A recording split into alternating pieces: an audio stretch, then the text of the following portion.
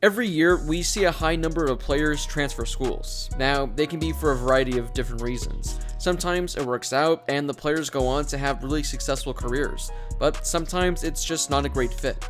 Today, we're going to be looking at 10 quarterbacks who have transferred this offseason who I believe can make a huge difference at their next school. Before we get to today's video, don't forget to hit that subscribe button and turn on those notifications if you're new to the channel. I post a lot of college football content, so if you enjoy videos like this, then this is definitely the place for you. Kicking off this list is the only player who has received Heisman Trophy votes on this list, McKenzie Milton. After missing the last 2 seasons after a gruesome leg injury, Milton announced that he'd be staying in-state and transferring to Florida State. Prior to his injury, Milton was one of the best quarterbacks in all of college football. He finished 8th in Heisman Trophy voting in 2017, and he finished 6th in 2018. During his time at UCF, he threw for 8,700 yards with 72 touchdown passes. He also added over 1,000 yards on the ground with 20 rushing touchdowns as well. Florida State can desperately use a quarterback, as they've struggled there over the years. Last season, 4 different players played snaps at quarterback. Combined, they completed 159 of their 289 pass attempts, a completion percentage of only 55%. They threw for under 1,800 yards and had only 10 passing touchdowns with 13 combined interceptions. Obviously, McKenzie Milton will still have to win the job, but I don't think that should be a problem for him. If he can return to his UCF form, there's a solid chance that the Seminoles can be a sleeper in the ACC this season. Up next is Charlie Brewer, who transferred from Baylor to Utah. This was an interesting move, as Brewer had been the starting quarterback at Baylor for the last 3 seasons, but I guess he wanted to change the scenery for his final year of eligibility. In his career with the Bears, he's thrown for 9,700 yards with 65 passing touchdowns. He's also added over 1,000 yards on the ground with 22 rushing touchdowns. His best season came in 2019 when he led Baylor to an 11-3 record. That season, he threw for 3,200 yards with 21 passing touchdowns and had 11 rushing touchdowns. He was fantastic for them and was one of the best quarterbacks in the Big 12. However, he did have a very forgetful 2020 season and has dealt with numerous injuries. He'll head to Utah, where there will be a pretty deep quarterback room. In addition to Brewer, there will also be 4-star commit Peter Costelli, former 3-star and transfer Jaquindon Jackson, former 4-star Cameron Rising, and former 3-star Cooper Justice. Now, there's a very solid chance Brewer doesn't even win the job, which is why I'm pretty shocked that he chose to go to Utah. The Utes will definitely be a team to keep an eye on in the coming months. Up next, we have Jack Coan, who will be transferring from Wisconsin to Notre Dame. He was the starting quarterback for the Badgers in 2019, but didn't appear in a game in 2020. He suffered a foot injury in the preseason camp and underwent foot surgery. Graham Mertz stepped up and filled in nicely. When he started for Wisconsin in 2019, Jack Coan completed just under 70% of his passes for 2,700 yards and 18 passing touchdowns. During the few starts he made in 2018, he added 500 yards and 5 touchdown passes. Coan will head to Notre Dame, where they'll be moving on from Ian Book, one of the most successful quarterbacks in the history of the program. In addition to Coan, the Irish have 2020 4-star recruit Drew Pine, 2019 3-star Brendan Clark, and incoming 4-star Tyler Buckner. All are going to compete for reps, but my guess is that Jack Coan will win the starting job. Jarrett Garantano will be playing at a new school, as he left Tennessee and transferred to Washington State. He's played 41 games at quarterback for the Volunteers since 2017. During his time, he's completed 61% of his passes for 6,200 yards with 38 passing touchdowns and 17 interceptions. However, his 2020 season ended badly, and he was benched for the final few games of the season. He'll head to Washington State, where he'll compete for the job.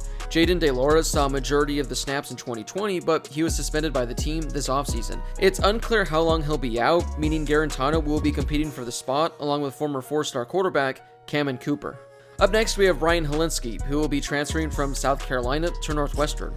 After appearing in 11 games for the Gamecocks in 2019, he lost the starting job in 2020 and only threw 6 passes all season. Back in 2019, he threw for 2,400 yards with 11 touchdowns and 5 interceptions. But last season, Colin Hill saw a majority of the snaps and Luke Doughty saw a solid amount as well. Those two combined for 8 touchdowns and 9 interceptions, so I'm not exactly certain why Hilinski was benched in favor for those 2 guys. If there are any South Carolina fans watching this video, drop a comment down below and let me know why he wasn't out there starting.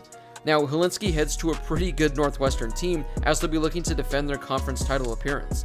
Peyton Ramsey was decent for the Wildcats last year, but didn't blow you away with his numbers. He completed 61% of his passes for 1,700 yards and only 12 touchdowns. For the most part, as long as Ryan Hilinski plays up to that level, Northwestern will be more than okay thanks to how good their defense is. Before we get to the next 5, if you could please take a second to give this video a thumbs up, I would greatly appreciate it. It really helps share the video with more college football fans, and it only takes a second to do.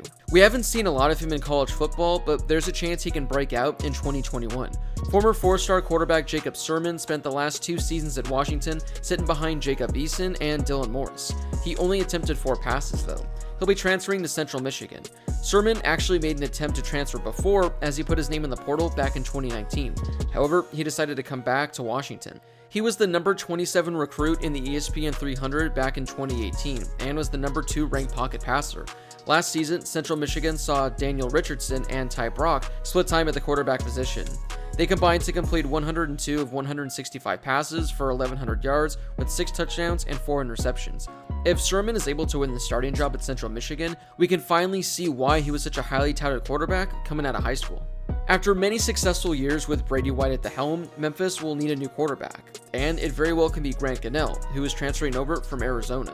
During his time with the Wildcats, Gann completed 67% of his passes for 1,900 yards with 15 touchdowns and only 3 interceptions.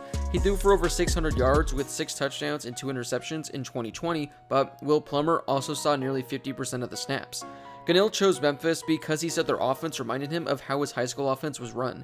Peter Parrish and Drake Day are also going to be in the quarterback room as well, but I expect Gann to win the job. How ironic it's going to be if the last 2 starting quarterbacks for Memphis are transfers from Arizona and Arizona State. For the 2nd year in a row, Chase Brice was in the transfer portal. A year ago, he transferred from Clemson to Duke. This offseason, he transferred from Duke to Appalachian State.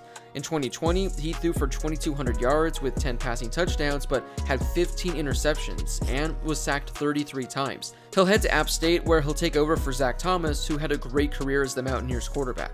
Hopefully for Brice, this will work out for him and he'll finally get a chance to have a successful collegiate season.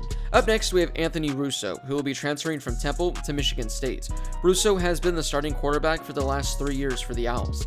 In his time there, he's thrown for 6,300 yards with 44 passing touchdowns while adding 7 rushing touchdowns. Last year's starting quarterback for Michigan State was Rocky Lombardi, who transferred this offseason as well.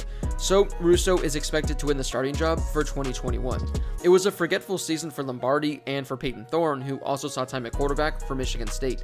The two combined to complete 54% of their passes for 1,600 yards with 11 passing touchdowns and 12 interceptions. Russo leaves Temple ranked in the top 4 in passing yards, completions, and touchdowns. Finally, we have Tanner Mordecai, who spent the past few seasons as the Oklahoma's backup quarterback. He'll be transferring to SMU. He's a former 4-star quarterback who was one of the better quarterback recruits from the 2018 class. Overall, he's appeared in 12 games in his Oklahoma career, completing 50 of 70 passes for 640 yards, with 4 touchdowns and 1 interception. He backed up Jalen Hurts in 2019, and he backed up Spencer Rattler in 2020. Mordecai will join what is likely to be an open competition for the starting quarterback job after 2-year starter Shane Buechele recently declared for the NFL Draft. The Mustangs also recently signed Preston Stone, a 2020 ESPN 300 quarterback recruit from Dallas. Well, those are the 10 quarterbacks who I think can make an impact at their new school in 2020. Drop a comment down below who you think is going to have the best season among these players. Or was there a name I didn't mention that you think should be on this list? Comment below and let me know. If you guys enjoyed this video, don't forget to give it a thumbs up, as it helps share the video with more college football fans. If you haven't done so yet, make sure to hit that subscribe button and turn on those notifications. If you love college football, this is definitely the place for you. As always, thank you guys so much for watching, and I'll see you all in my next video.